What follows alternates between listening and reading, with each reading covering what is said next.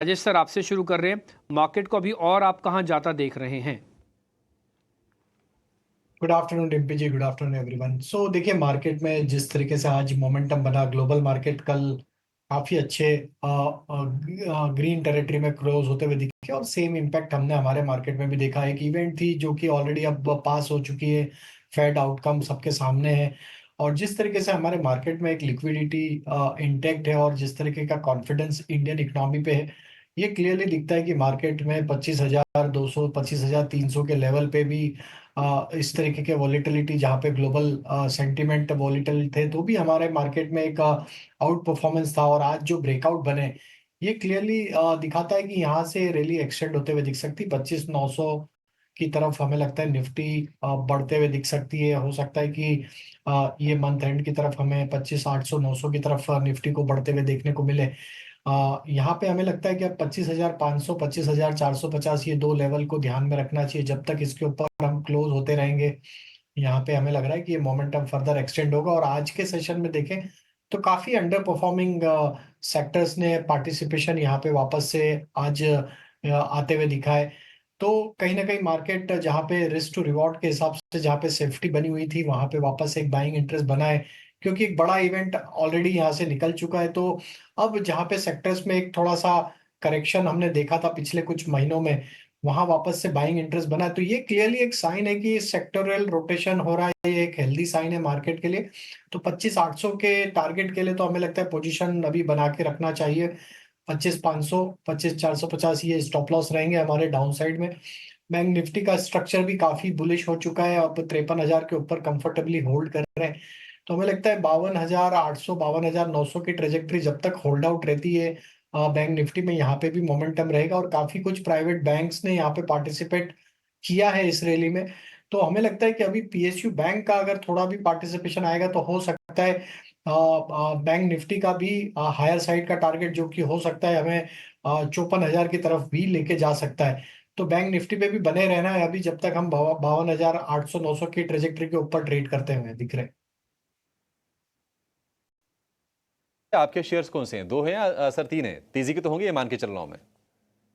हाँ हाँ, बिल्कुल तीन स्टॉक्स है और तीनों तेजी के ही हैं। पहला स्टॉक फार्मा स्पेस से, और उसमें हमें लगता है डॉक्टर रेड्डी को यहाँ पे फोकस में रखा जा सकता है। स्टॉक में एक करेक्शन ऑलरेडी यहाँ पे देखने को मिला है, और हमें लगता है कि इस तरीके के मार्केट में जहाँ स्टॉक में एक अच्छे क्वालिटी स्टॉक में एक करेक्शन के बाद जहाँ पे रिकवरी के साइन बन रहे हैं, वहाँ पे फोकस करना चाहिए। तो पहला स्टॉक तो डॉक्टर रेड्डी हमें यहाँ पे पसंद आ रहा है। फार्मा स्पेस से करेक्शन ओवर होते हुए दिख रहा है, और हमें लगता है यहाँ से एक पुल बैक का ट्रेड बनते हुए दिखेगा टुवर्ड्स एक्सपायरी। तो आई थिंक यहाँ पे 6,700 के टारगेट के लिए, 66 60 6,700 के टारगेट के लिए डॉक्टर रेड्डी पे बाय किया जा सकता है। स्टॉप लॉस होगा 6,520 का।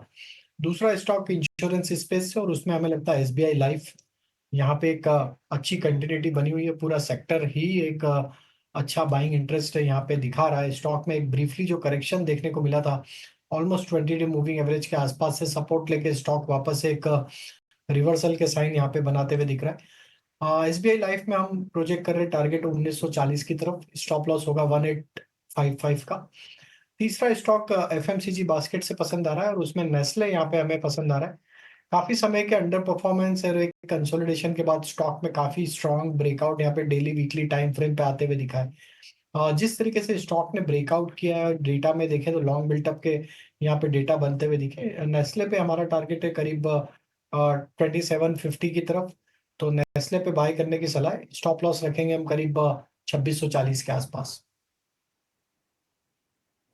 हेज कैसे करूं? एक बार राजेश सर आप ही मेरे को बताइए, इस पोजीशंस को हेज कैसे करें? मान लीजिए निफ्टी भी है मेरे पास, बैंक निफ्टी भी है। एग्जाम्पल के लिए मान लीजिए 50 लाख का पोर्टफोलियो मेरा बना हुआ है या 25 लाख का मेरा पोर्टफोलियो बना हुआ है। मैं हेज कैसे करूं अपने आप को? प्रॉफिट बुक करके, या फिर इसके अगेंस्ट में कुछ एंटी यानी कि सेल कॉल्स भी पकड़ के रखूं? देखिए डिम्पी जी, हेज करना पोर्टफोलियो को इंडेक्स के लेवल से थोड़ा डिफिकल्ट होता है, बिकॉज आपके अगर कंपोनेंट जो आपके पोर्टफोलियो के स्टॉक्स है, अगर वो निफ्टी के साथ अलाइंड है, लार्ज कैप स्टॉक्स के साथ है, तो आप हेज कर सकते हैं। अगर आपका पोर्टफोलियो डाइवर्सिफाई है तो काफी डिफिकल्ट होता है उसको निफ्टी के लेवल्स के साथ हेज करना। आपको स्टॉक स्पेसिफिक ही उसमें कॉल लेना पड़ेगा कि आप कितने गेन पे बैठे हैं, या आप कहाँ पे आपके रिस्क है, तो इंडिविजुअल स्टॉक्स पे आपको देखना होगा।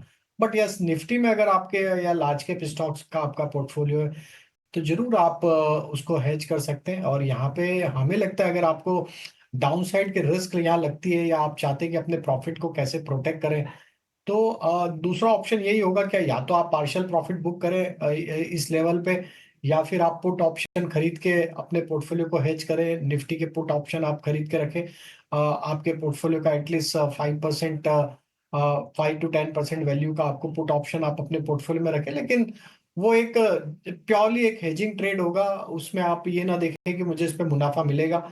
अगर क्योंकि आप एक ऑल टाइम हाई ट्रेजेक्टरी पे ट्रेड कर रहे हैं, और देख अगर आपको नियर टर्म सेटअप के हिसाब से देखें, तो 25,400 अब अगर टूटता है तो ही बड़ा यहाँ पे प्रॉफिट टेकिंग आएगा, अदरवाइज नहीं आएगा। तो हमें लगता है कि आपको अगर हेज करना है, तो आपको लेना होगा पुट ऑप्शन 25,500 का या 25,400 की स्ट्राइक का, जो कि आपको वो जो क्रिटिकल लेवल है उससे आपका डाउन साइड प्रोटेक्ट करेगा। अगर वो टूटते हैं तो देन फिर आप सेकंड कॉल ले सकते हैं। आपको अगर अपने पोर्टफोलियो को देन ट्रिम डाउन करना है, या आपको वहां से कुछ पोजीशंस बुक करनी, तो देन आप उसके बाद वहां पे बुक कर सकते हैं। बट एट दिस मोमेंट अगर आपका लार्ज कैप के साथ अलाइन है, देन ओनली आप ये स्ट्रेटेजी को अडॉप्ट करें। अदरवाइज मिड कैप स्टॉक्स है तो वो निफ्टी के साथ अलाइन नहीं होंगे। फिर से व्यू लेंगे। राजेश जी, आपसे जानना चाहेंगे, ICICI bank versus HDFC bank, chart के हिसाब से आपको क्या बेहतर लग रहा है? 1350 तो आईसीआईसीआई बैंक पहुंच गया, क्या ये और चलेगा अभी? तो डेफिनेटली आईसीआईसीआई बैंक यहाँ से काफी स्ट्रांग लग रहा है। और आपके साथ हम मंगलवार के सेशन में जुड़े थे, वहां पे हमने आईसीआईसीआई बैंक पे ही बाय करने की सलाह दी थी। और हमें लगता है कि जिस तरीके से आईसीआईसीआई बैंक में एक आउट परफॉर्मेंस है और एक लीडरशिप पोजीशन में आईसीआईसीआई बैंक यहाँ पे देखने को मिल रहा है प्राइवेट सेक्टर बैंक में, यहाँ पे हमें लगता है कि अभी भी पोटेंशियल है स्टॉक में। ये मोमेंटम हो सकता है शॉर्ट टर्म में, तो 1400 की तरफ भी बढ़ता हुआ दिखे, तो पोजीशन को राइड करने की ही सलाह है। स्टॉप लॉस को आप ट्रेल कर लें।